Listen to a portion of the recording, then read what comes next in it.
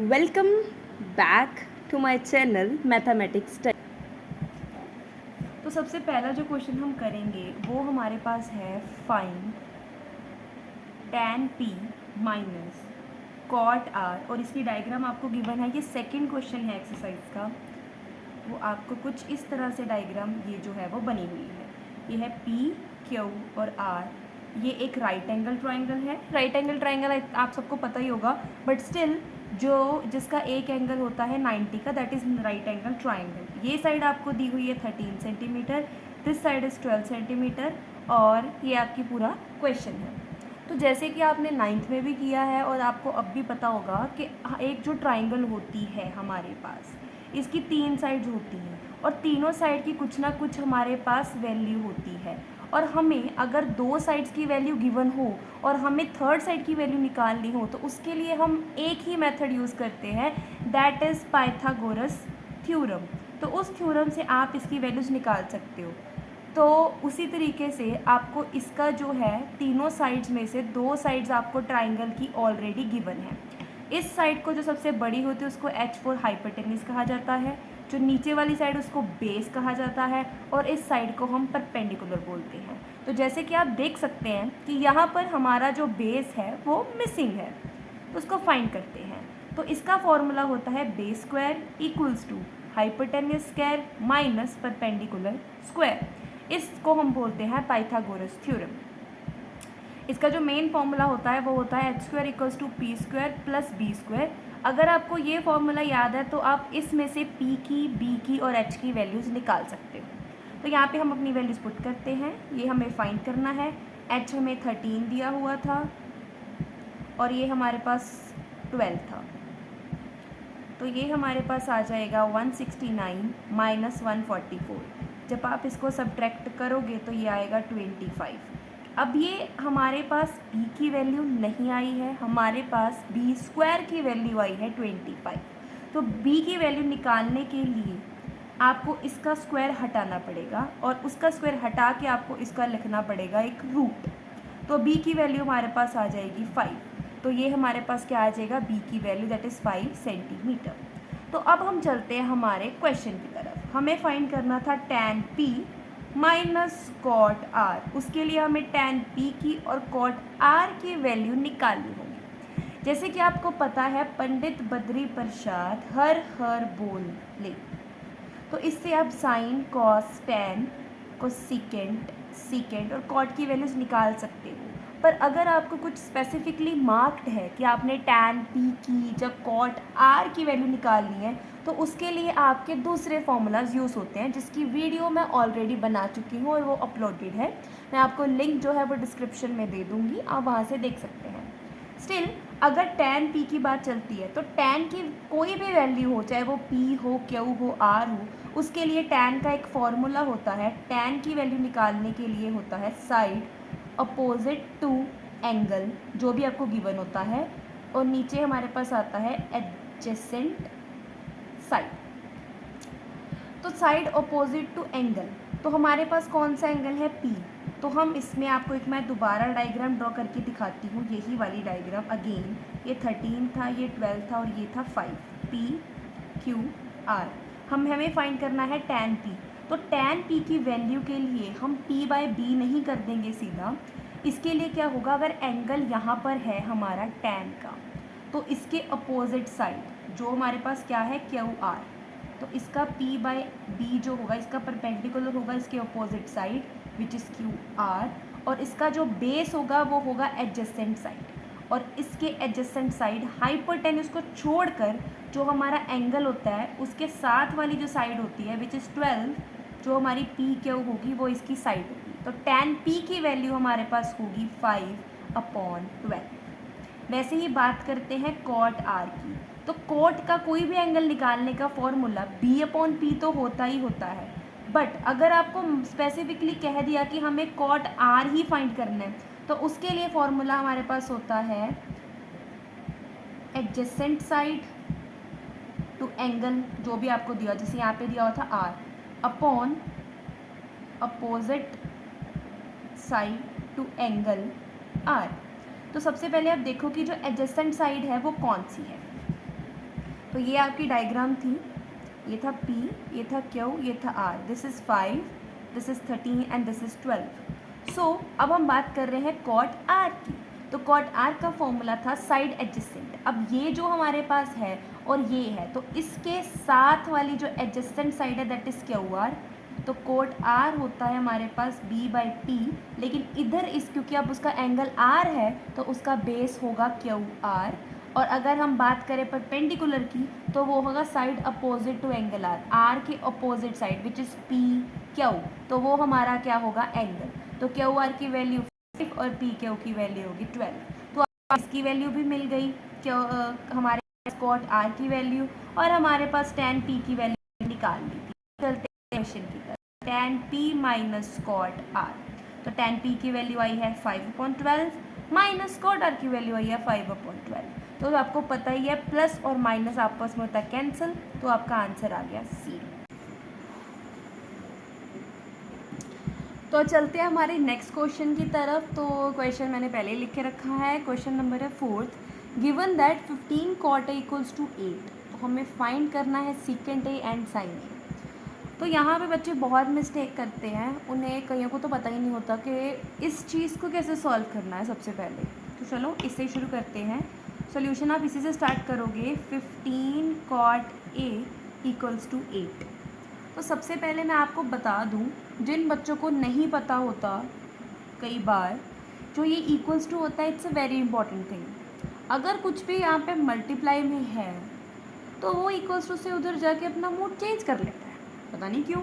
Multiply बन जाती है डिवाइड और डिवाइड बन जाती है मल्टीप्लाई। वैसे ही प्लस बन जाता है माइनस और माइनस बन जाता है प्लस। तो ये सब चीज़ें आपको याद करने की बहुत ज़रूरत है। कईयों को तो वैसे पता होगा जिनको याद रहता है, बट समटाइम्स कई बच्चे ऐसे होते हैं जो भूल जाते हैं। लेकिन सबसे ज़रूरी है इसकी इम्प्लीमेंटेशन। आपको इसको इम्प्लीमेंट करना आना चाहिए रादर देन इसको याद करने की। तो अगर आपको कोई साइन नहीं दिया होता दैट मीन्स कि वो दोनों आपस में मल्टीप्लाई हो रहे होते हैं। तो वैसे इस क्वेश्चन को हम लिख सकते हैं कुछ इस तरह से। अब जो कॉट A है हमारे पास, हमें वही चाहिए, तो उसको हम इधर लिखेंगे, 8 भी इधर ही रहेगा। बस जो ये 15 इधर मल्टीप्लाई हो रहा था वो उधर जाकर क्या होगा डिवाइड, क्योंकि मल्टीप्लाई अब इक्वल्स टू से उधर जाएगा तो वो जाके अपने आप को चेंज कर लेगा डिवाइड में। तो हमारे पास आ गया कॉट A इक्वल्स टू 8/15। तो कॉट A होता है हमारे पास, कॉट A का फॉर्मूला होता है PBP/HP से हम फाइंड करेंगे इसका फॉर्मूला। तो P/B होता है tan और tan का अपोजिट होता है कोट, तो कोट हो जाएगा B/P, यानी कि tan अगर P/B होता है तो कॉट B/P होता है। तो ये हमें गिवन है 8 और 15। अच्छा, अब हम बनाते हैं इसकी डायग्राम। तो अब हम बनाएंगे ट्रायंगल, बिकॉज ट्रिग्नोमेट्री 90 का एंगल होता है, जिसका एक ये हमारा A, B और C, जो तो आप उसको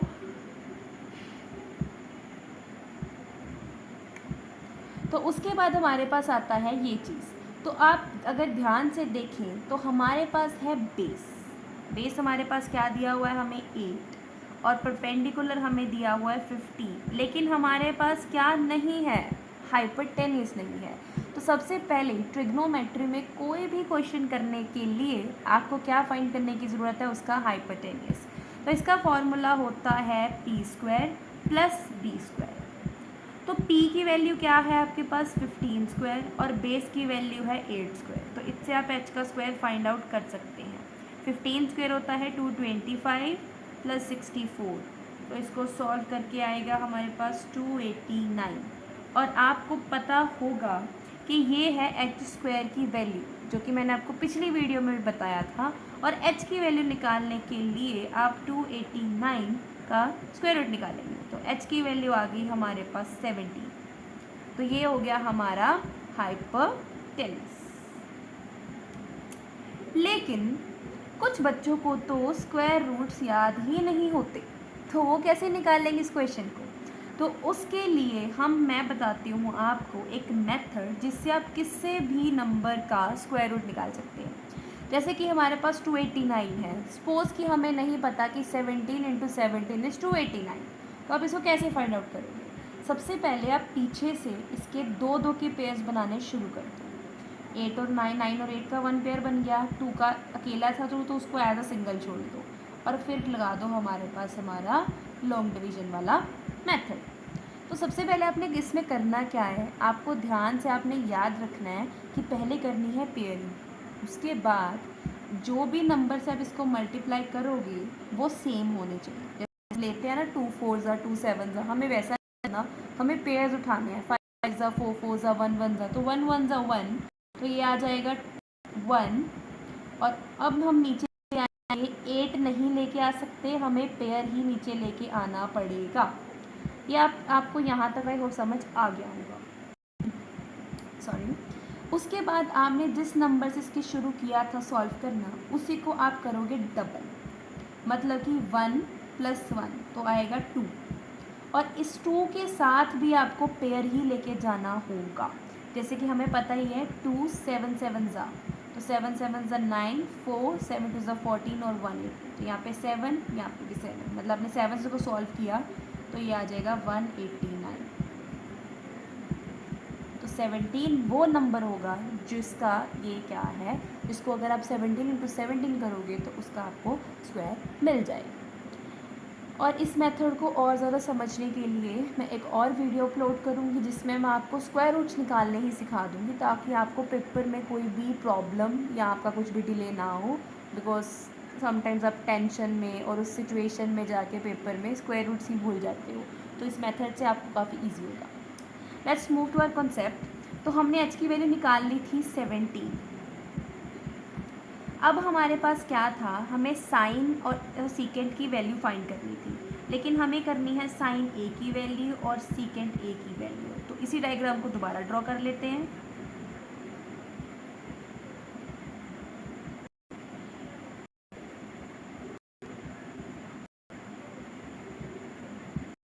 जैसे कि आपको पता है कि साइन फॉर्मूला p/h, पर ये हमारे पास क्या है, p/h लेंगे, पर एंगल हमें देखना पड़ेगा, तो हमें साइन की वैल्यू इधर से देखनी पड़ेगी। और इसलिए जैसे कि मैंने आपको पहले बताया था कि इसके लिए भी मैं वीडियो अपलोड कर चुकी थी, उसका डिस्क्रिप्शन में लिंक दे दूँगी।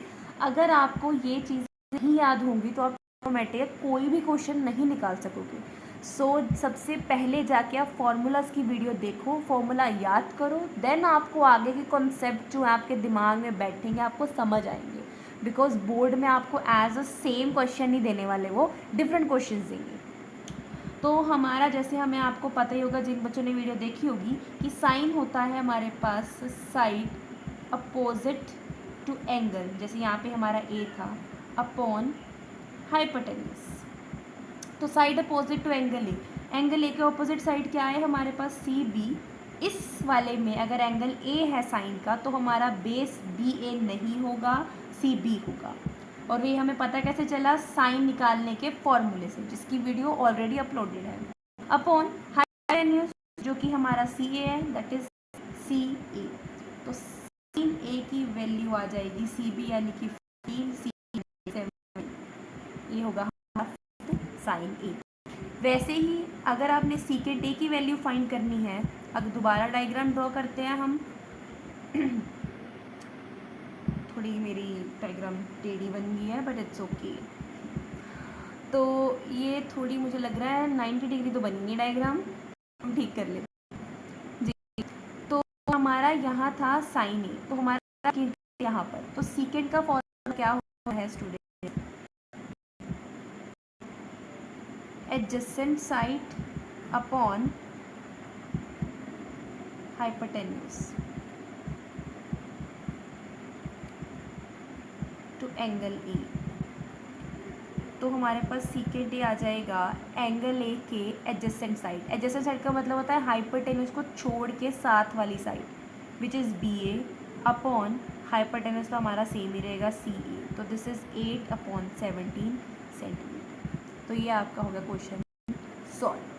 तो बिल्कुल इस तरह से सारे क्वेश्चंस हम करवाएंगे, बट उसके पहले आप जितने भी करते हो उसकी प्रैक्टिस ज़रूर किया करो, क्योंकि ये क्वेश्चन बहुत सिंपल है और आई रिक्वेस्ट टू एवरीबडी कि आप फॉर्मूलाज वाली वीडियो ज़रूर देखो, आपके कॉन्सेप्ट बिल्कुल पक्के हो जाएंगे, बिकॉज ये बहुत ज़्यादा इंपॉर्टेंट टॉपिक है, ये बहुत ही स्कोरिंग टॉपिक है।